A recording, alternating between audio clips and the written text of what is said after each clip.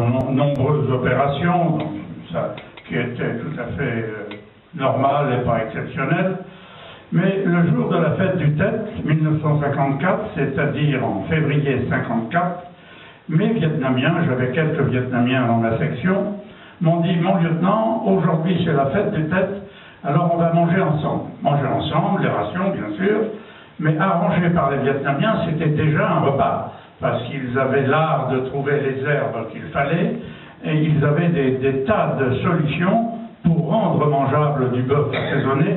On appelait ça le bœuf assassiné d'ailleurs. Donc, pour manger nos rations, ils avaient l'art de faire la cuisine. Nous avons bien mangé. Et pendant le repas, mes Vietnamiens m'ont dit « Mon lieutenant, nous c'est fini la guerre, c'est rentré au village. » Ils m'ont dit ça en vietnamien ou enfin, les langues mélangées. Je dis « Comment, on rentre au village? Qu'est-ce que vous allez faire dans votre vie ?» « Ah, nous c'est fini la guerre, nous c'est fatigué, on voudrait rentrer chez nous. » Mais je dis « La guerre n'est pas finie, et la guerre continue. Et puis nous on est là, mais dans 6 mois on va rentrer en France, ou dans 1 an, mais vous restez là. Alors si vous ne continuez pas à vous battre, qui vous permettra de ne pas devenir une république populaire? Ah, il dit on est fatigué, etc. Et puis engager pour 3 ans, c'est trop long, c'est changer d'officier, donc nous, c'est pas vrai.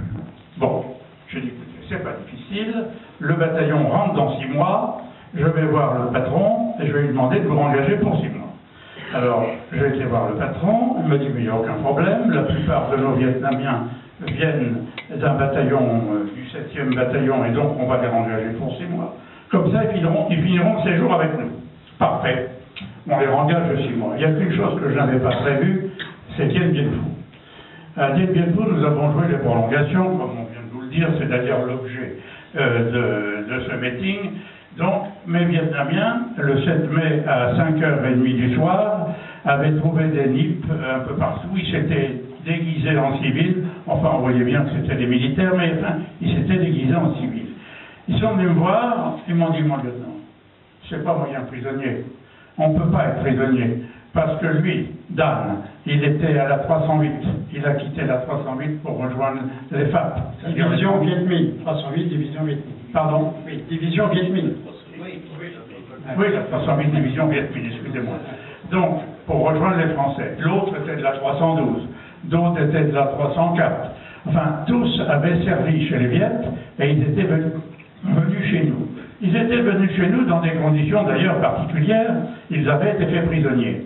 Et à Hanoï, ou dans les environs d'Hanoï, il y avait des camps de prisonniers Viet Minh. Et nous, quand nous partions en opération terrestre, je ne parle pas des opérations aéroportées, nous allions chercher des prisonniers pour porter les postes radio, pour porter les obus, pour porter les charges. C'était devenu des coulis. Mais une certaine intimité régnait entre nous, je dirais même très vite une camaraderie s'est instaurée, et bientôt on ne pouvait plus les distinguer de nos tirailleurs, de nos partisans. Ils étaient intégrés dans la section et dans le bataillon. Et même en opération, quand il fallait accélérer, ils m'aidaient à mettre les obus dans les tubes de façon à augmenter la cadence. Donc on était très liés, c'était devenu nos partisans. Et je leur ai dit, mes enfants, on est encerclés, vous êtes obligés d'être prisonniers. En moi-même, je me disais, tu les as engagés, tu es un imbécile, maintenant ils vont connaître une vie difficile. Bon, toi tu n'as pas gagné le gros lot, c'est sûr, ça va pas être facile, mais eux, ils vont être considérés comme des traîtres, ils vont souffrir. C'est ce qui s'est passé. Mais une nuit, nous marchions vers le nord pour rejoindre le camp numéro 1, et sur la même piste descendait une colonne de Vietnamiens. Au début, je pensais que c'était des Viet Minh qui redescendaient sur Dien Bien Phu pour je ne sais quoi faire. Et je me suis aperçu très vite que c'était nos Vietnamiens qui redescendaient sur Dien Bien Phu. Et l'un d'eux m'a reconnu, il est venu vers moi et il m'a donné une pâte de fruits.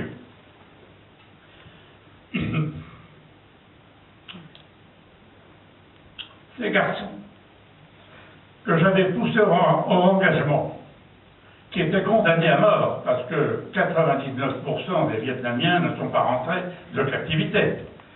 Eh bien, ces garçons, alors que moi je les avais mis dans une situation impossible, il me donne une pâte de fruits. Je n'ai pas voulu la prendre, j'ai refusé. Bon. Mais les Viettes s'en sont aperçus, ils sont arrivés, et il a reçu une volée de crosses, à laquelle j'ai d'ailleurs copieusement participé, mais moi je l'avais mérité, puisque c'est moi qui l'avais fait engager. Voilà nos Vietnamiens.